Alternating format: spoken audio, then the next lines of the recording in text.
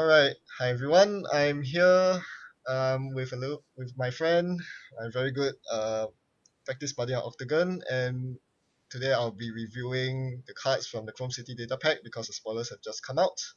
But first, hi to my friend. You want to introduce yourself?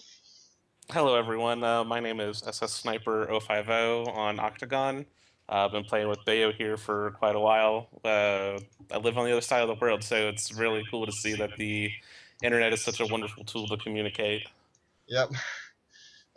Yep. And it's my first time doing such online live uh, commentary. So do bear with me if there are any shortcomings. You can leave them in comments. I will appreciate that. All right, so let's get down to it, shall we? Yes, we shall. All right, let's go in order. We start with immolation script. It's been spoiled in the draft pack for some time right now. Uh, what do you think of it? My initial impression of Immolation Script is it feels a little too combo-y to truly fire to be effective. I can see certain Anarch decks taking great use of this, maybe slotting it as a one of with particular ice destruction, Yep. but in the end it feels too strong or too weak rather to be as effective as we wanted it to be. Wow. I have to say, you are one of the very few players that has that opinion, and I completely agree with you. I think it's quite janky. In my opinion, I don't think there's a reason to run immolation script over an additional copy of knife, fork, or spoon, because you need to first trash the opponent's ice, which means playing your knife, fork, or spoon, or a parasite, and then force them to rest another installed piece of ice, the exact same piece of ice, and that's way too janky in my opinion. Correct. Not only that, it's also in the regards of most ice destruction decks in Anarch are running eaters. So the successful run in archives is not the issue. It's the fact that, like you stated, that there's enough ice destruction available within the Anarch faction Yeah, that running the color events themselves would be stronger than trying to set it up with the immolation script. indeed. If you really want this to work, I think you need the keyhole down early, and you have to use the immolation script on the same turn they rest the ice, because another counter that most people won't realize immediately is a Jackson on the board can completely nullify your immolation script, and that would be quite awful. And we all know how Jackson deals with keyhole pretty reliably anyways, so Yep. Right, so that's immolation script. Next up, we have Skulljack, which is an Anarch hardware that reduces the trash cost by one.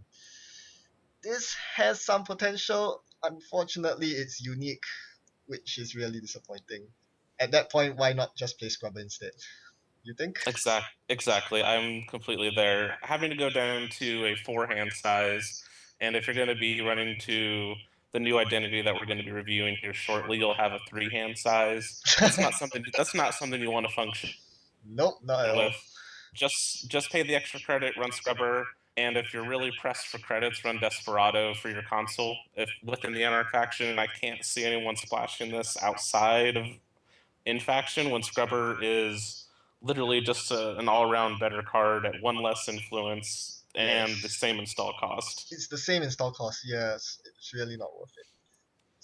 And that's quite unfortunate because it had the potential to be. I mean, yeah, I mean, okay. We'll save that for later. Yeah, we'll come back. Yep.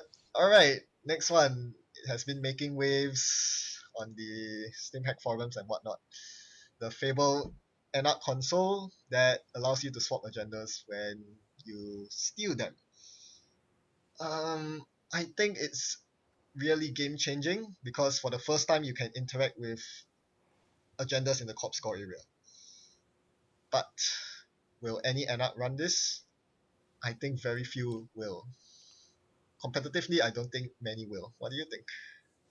In terms of a competitive aspect, the current consoles available to play and within even Anarch, with you have Vigil now, you have Grimoire, and Yep. you even have out of splash consoles for certain decks with the Desperado.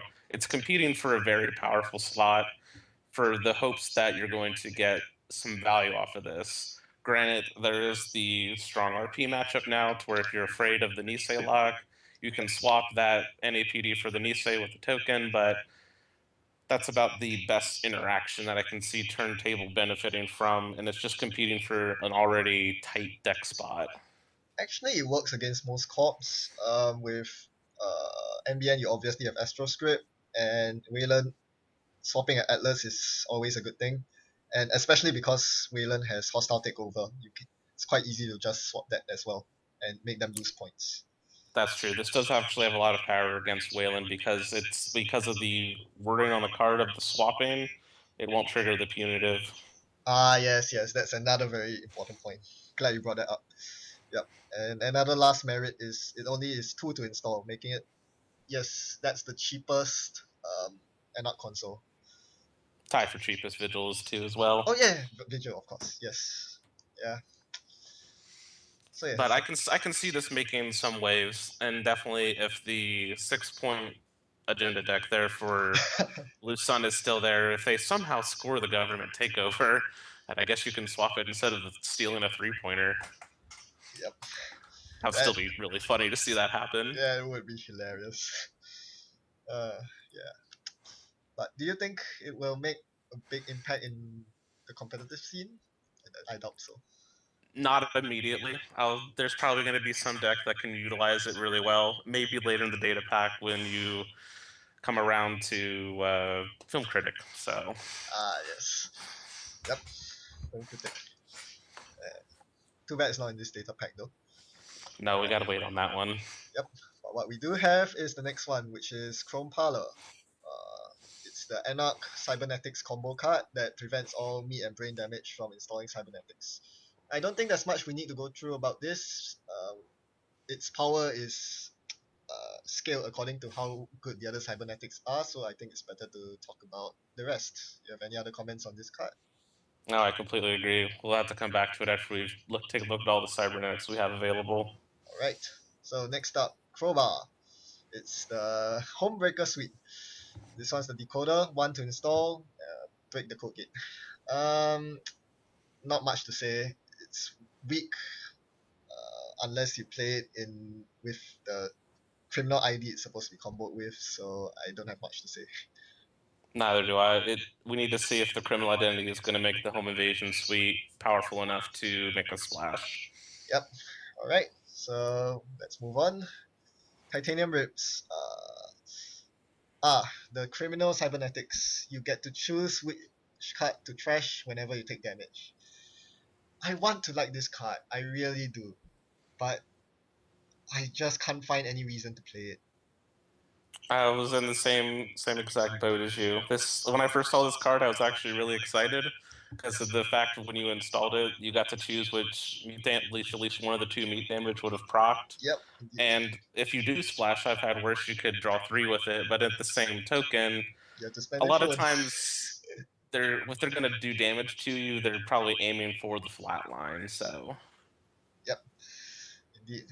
And well, it does help against the Jinteki PE matchup a little, in the sense that yeah, it does reduce the need for feedback filter a little bit. Not exactly because, as you said, very rightfully point out, it doesn't mitigate the damage, but at least it won't snipe away your important pieces like your crucial account siphon or your breaker. correct. It does help protect those cards, and criminal does have the issue of losing breakers from hands against decks with like that do ping you like personal evolution. Yep, And if personal evolution ever does make a comeback with one of the ice we might see here in this upcoming data pack, that criminals actually may want to think about splashing a couple of these. yep. I think that if you want to use this card, I think there are too few cards in the game that allow you to make the fullest use of it. Like the most I can think of is Steam Hack, maybe Steam Dealer. Might be interesting, but probably not worth it. And it's so sad because it's just like the what's that called? Enhanced Vision, which is the genetics one. The criminals have been getting very unique cards with mechanics we've never seen before, but they're just not good enough. Yeah, it's the flavor that they're trying to take criminal in is away from the stuff that people have developed since the core set of just credit control, ice manipulation, stuff that just makes Criminals are all about doing stuff very well to push you stuff you're already doing to win the game, and you just win better. Yep, completely agree with you there. All right, the next card, Net Ready Eyes, completely hyped up. I won't say too much about it because I've already made a video about it. You can check it out if you want. Sniper, anything you want to add? Anything interesting? I have nothing to add. I completely agree with your comments from the video on your channel. It's gonna make Yogg and Mimic just super strong, and they're already some of the best icebreakers in the game. There's nothing need to be said about this. Anarch's gonna love this card. Yep. Honestly, to me, it's probably one of the only reasons I would buy this pack, or rather collect this data pack. It's probably the only card I would use, along with some of the HB stuff, I suppose. Alright, moving on. Analog Dreamers, a Shaper program that allows you to bounce a card back into R&D, an unres card with no advancement tokens, whenever you make a successful run on R&D. But this is a replacement effect. If only it was, yeah, the very fact that it's a replacement effect and the fact that you have to successfully run through R&D kills it for me. Yeah, it is a very combo intensive card. Discussing with another one of my friends who play the game that we did think of a janky combo to actually just if we could pull it off would be hilarious. If we could get an analog dreamers run off, Uh-huh. force the res on Caprice while we're running, and Yep. then lay down the Smith and Wesson and actually gun her down. But very situational, That's but amazing. it's still funny interaction. Yeah, it's funny you mentioned about Caprice because I do agree that I think is the only card that this program would interact well with. Because most RPs would like to place Caprice on R&D and their remote against Shaper. This forces them to res one of them. You can't have both. Exactly. And then if you run the one on R&D, you'll be at least indirectly trashing one Caprice if you can pressure the remote sufficiently. But at the end, it's still precious memory and Shaper, which already is generally strapped when they have their full rig going. Indeed, very well said, and very precious deck slots too. Yep. So very unfortunate card. Well, moving on, Brain Cage. Suffer one brain damage, but you get three more hand size. So it effectively raises your max hand size to seven. Mm, well, I don't know. Play Public Sympathy instead. Play Public Sympathy. I really don't understand Brain Cage. It can't be trashed because it's a cybernetics. That's the only advantage I can see over Public Sympathy. But with Public Sympathy, you're generally trying to play safe around floating tags anyways, so That's true. Yeah, although Brain Cage does have the unfortunate downside of being vulnerable to power shutdown, so that could end up biting you. I thought cybernetics couldn't be trashed. I thought that was their special effect as part of their keyword. Or is Oh, that is it? incorrect?